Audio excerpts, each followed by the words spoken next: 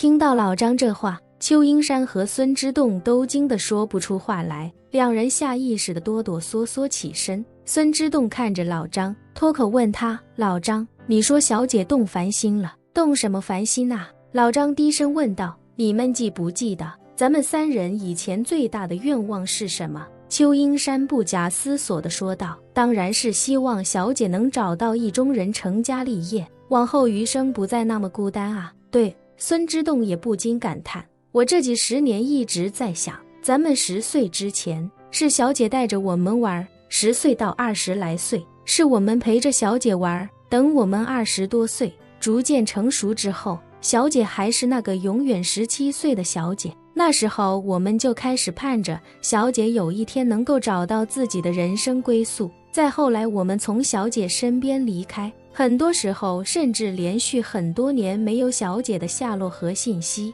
但我心里也一直这么希望。说着，孙之栋看向老张，脱口问道：老张，你刚才说小姐动了凡心，难道跟这个有关？老张激动地连连点头，压低声音说道：叶晨叶先生现在就在小姐闺房，想来应该是小姐刚才开直升机从外面接回来的。邱英山皱眉道：小姐出去很长时间才回来的，难道是去见叶晨了？我记得小姐说过，不能让叶晨知道小姐还记得他，怎么还大晚上去见他了？现在还把他带到自己的别院，他就不怕被叶晨识破吗？老张低声道：怕，小姐已经把自己的所有情况都告诉他了。什么？两人一听这话，更是惊得瞠目结舌。孙之栋惊骇不已地说道：小姐把自己的秘密都跟他说了，都说了。老张重重点点头，用小姐的话说，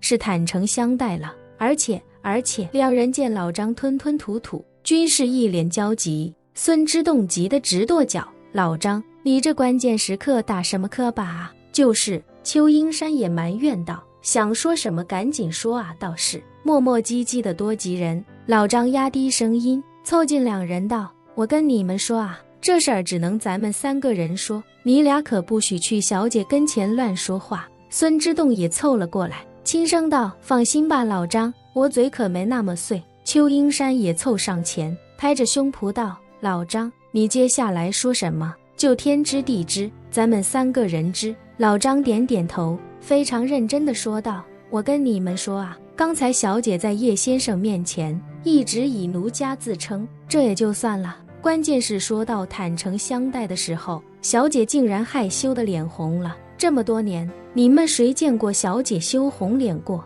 我去！孙之栋激动的身体都有些发颤，连忙问道：真的吗？这是真的吗？邱英山也激动无比，战声道：老张，你没跟我们开玩笑吧？他们3人在8、90年前是穿着开裆裤一起玩到大的，3人性格相投，人品与秉性也都很好。虽然大家选择了不同的人生，但由于从小一起在林婉儿身边长大，所以他们之间的感情很深，如同亲手足一样。孙之栋之前身居高位，邱英山拥有万贯家产，两人的人生都非常成功。而老张从还在襁褓中开始，将近90年时间一直都跟在林婉儿身边做了一辈子管家，看起来好像没什么成就，但对另外2人而言，他们反而都非常佩服老张。这么多年来，林婉儿收养的孩子很多，但能被他留在身边的少之又少。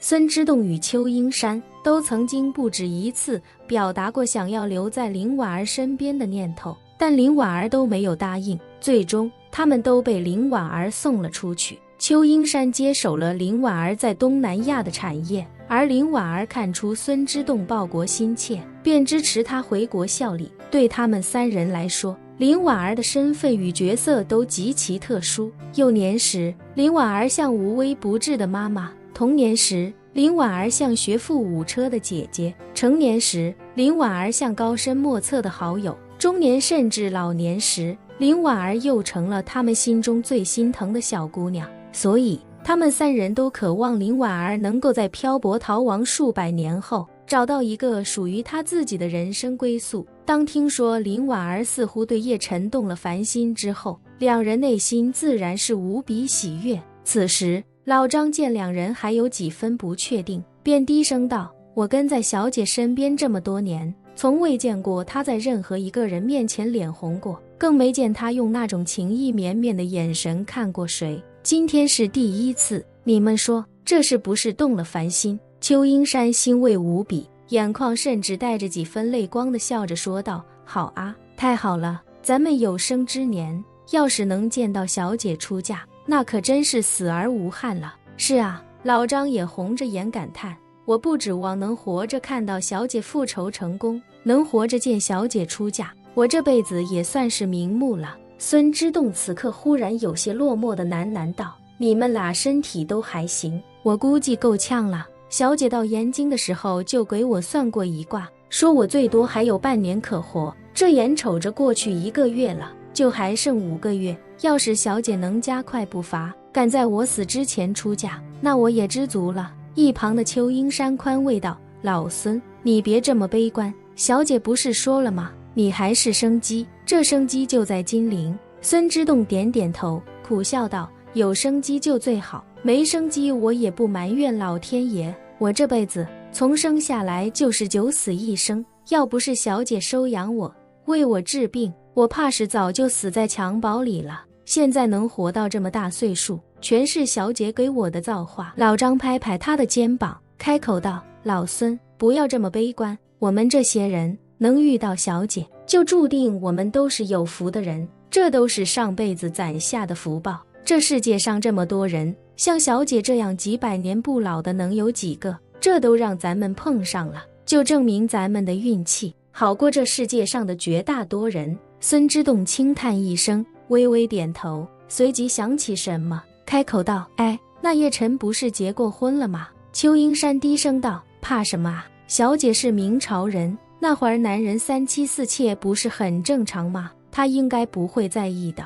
孙之栋下意识地脱口道：那咱家小姐的做大的，不然我孙之栋第一个不愿意，哪能让咱家小姐受这个委屈？邱英山赞同地说道：老孙说得对，我也是这个意思。说完，他用胳膊肘捅咕老张一下，问他：老张你说呢？老张顿时一怔，想起什么，连忙道：我说个屁，我说光顾着跟你们八卦，差点忘了正事儿。老邱，你赶紧通知下去，让所有下人回房间不得出来，小姐要亲自送叶先生回家，让下人看到影响不好。邱英山忙道：成，我这就去安排。老张点点头道：那我去给小姐备车。本期视频结束，欢迎订阅我的频道，这样就不会错过精彩内容。